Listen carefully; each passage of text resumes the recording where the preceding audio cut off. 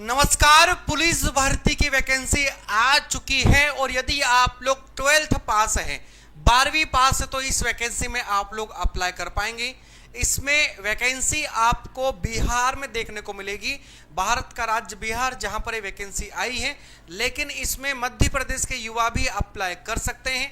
यदि आप लोग 12वीं पास हो और किसी भी कंपटीशन एग्जाम की तैयारी कर रहे हो तो आप लोगों ने ये फॉर्म जरूर भरना चाहिए।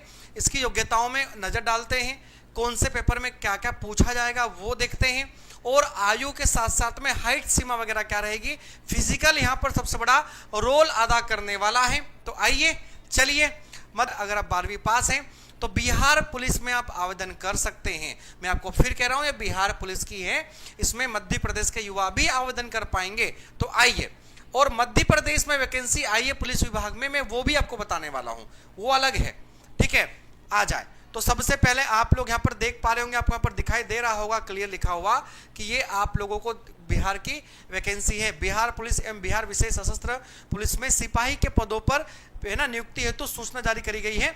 इसमें आवेदन जो है आपके 18 मार्च से प्रारंभ हो रहे और 18 अप्रैल तक इसमें आवेदन आपके लिए जाएंगे। तो आप लोग इसमें आवेदन जरूर कीजिएगा, ठीक है ना। इसमें अगर आप देखोगे तो सारी बातें बताने वाला हूं, आप लोग देख सकते हैं। लगभग 19,838 यानी कि लगभग 20,000 पदों के यहाँ पर वैकेंसी है। आप इसके लिए क्या कर सकते हैं, 18 अप्रैल तक आवेदन कर सकते हैं। आवेदन इसके 18 मार्च से प्रारंभ हो रहे हैं। इसमें आप देखोगे महिला पुरुष दोनों आवेदन कर सकते हैं। आयु की गणना जो है वो 1 अगस्त 2025 से करी जाएगी। न्यूनतम आयु 18 वर्ष चाहिए और अधिकतम आयु 25 वर्ष चाहिए। आयु में जो कैटेगरी है उसके भी यहाँ पर छूट मिलेगी, लेकिन मध्य प्रदेश का महिला या पुरुष है ना आवेदन करेंगे तो 18 से 25 वर्ष की आयु लगेगी, इसके अलावा कोई छूट नहीं मिलेगी, ठीक है ना। आइए, आप बिहार पुलिस की बात करें के लिए आवेदन करने हैं तो आवेदन शुल्क सामान्य ओबीसी ईडब्ल्यूएस के वर्गों के लिए 600 रुपये रहेगा और अनुसूचित जाति जनजाति और ईडब्ल्यूएस महिलाओं के लिए 180, यानी हमें 600 रुपये अदा करना होगा क्योंकि हम जनरल में आने वाले हैं, है ना। ये बिहार में एकदम क्लियर लिखा हुआ है। 12वीं पास है तो आप आवेदन कर सकते हैं। इसकी बाकायदा एग्जाम होगी, है ना, या ध्यान रखिएगा। इसमें क्या क्या पूछा जाएगा, तो आइए मैं आपको वो क्लियर कर दूं इसमें क्या पूछा जाना है एक बार, ताकि आपको दिक्कत ना रहे, ठीक है। इसमें आइए मैं बताता हूं आप लोगों को, ध्यान से देखिए। 10वीं स्तर का इसमें लेवल दिया गया है, लेकिन पूछा क्या जाएगा, इसमें हिंदी पूछी जाएगी, इसमें इंग्लिश पूछी जाएगी, इसमें गणित पूछी जाएगी, इसमें सामाजिक विज्ञान आएगा, इसमें विज्ञान भी आएगा और करंट अफेयर्स भी आएगा। तो ये सबके वस्तुनिष्ठ प्रश्न यहाँ पर पूछे जाना है ना। बिल्कुल, एमपी गवर्नमेंट कभी इतने पद नहीं निकालता भाई साहब, एमपी गवर्नमेंट में इतने पद नहीं आते हैं। ये वैकेंसी बिहार की है तो इतने पद हमें देखने को मिल रहे हैं। अच्छा, एमपी पुलिस कांस्टेबल में भी वैकेंसी आई हुई है, उसके बारे में आपको एक वीडियो बनाकर बता दूंगा, ठीक है, ये आप देख सकते हैं। तो आइए इसकी पूरी पीडीएफ हम एक बार रीड कर लेते हैं ताकि आपको किसी भी प्रकार की दिक्कत ना आए। ये पूरी पीडीएफ आपको अवेलेबल करवा दी जाएगी, है ना, आप ले सकते हो, नंबर के माध्यम से प्राप्त कर पाओगे, दीप्ति सिंह एकेडमी के एप्लीकेशन के माध्यम से भी प्राप्त कर पाओगे। आप लोगों को जो मैंने बताया है यहाँ पर आप देख सकते हैं, सारे पदों की इन्होंने यहाँ पर व्याख्या कर दी है, सारे पद बता दिए हैं। अगर आप देखोगे तो यहाँ पर हाइट वगैरह को लेकर, है ना, कि हाइट क्या रहेगी, कौन इसके लिए पात्र होगा, तो सबसे पहले विज्ञापन के तहत भारतीय नागरिक इंडियन सिटीजन होना चाहिए। तो भारत के सभी राज्यों को, सभी नागरिकों को इसमें आवेदन करने का मौका मिला है जिसकी आयु 18 से 25 वर्ष के बीच में है, ये ध्यान रखिए। अब यहाँ पर आइए, तो यहाँ पर पिछड़े वर्ग, गैर आरक्षित यानी कि अनरिजर्व में हम आएंगे। उस समय पुरुष अभ्यर्थी को यहाँ पर हाइट की बात कही गई है, 165 सेंटीमीटर न्यूनतम, और बिना सीना फुलाए 81 और फुलाने पर 86, 81 और 86 का यहाँ पर रेशो है। यहाँ पर आप देखोगे तो हाइट सही दी है क्योंकि अधिकतर 170 हाइट होती है, 170 हाइट होती है, लेकिन यहाँ पर हाइट कम है, 165 ही है। तो अगर पुरुष की हाइट कम है तो भी आप मौका ले सकते हो, है ना, यहाँ पर आ जाएगा। उसी प्रकार यहाँ पर अगर देखोगे बाकी सारी बात कह दी गई है।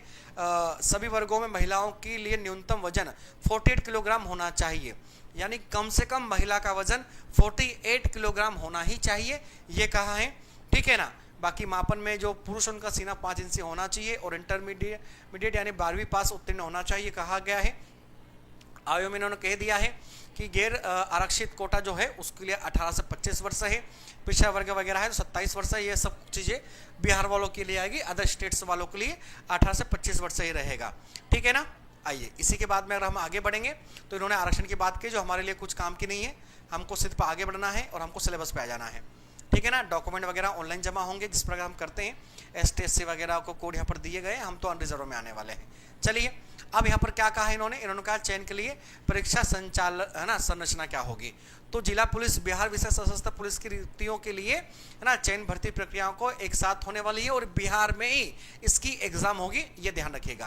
प्रथम चरण में इसकी लिखित परीक्षा होगी, मतलब कि MCQs बेस पर होगी। लिखित का मतलब होता है यहाँ पर है ना बहुविकल्पी, इसमें प्रश्न पूछे जाएंगे, 10वीं स्तर के रहेंगे। इसमें आपको बता दिया है इंग्लिश, गणित, सामाजिक विज्ञान, इतिहास, भूगोल, नागरिक शास्त्र, अर्थशास्त्र सब कुछ होने वाला है ना। साइंस में तीनों स्ट्रीम होगी और इसके साथ में अगर देखोगे लिखित परीक्षा के लिए 100 अंक यहाँ पर दिए जाएंगे, 2 घंटे का समय रहेगा, 100 MCQs होने वाले हैं, है ना।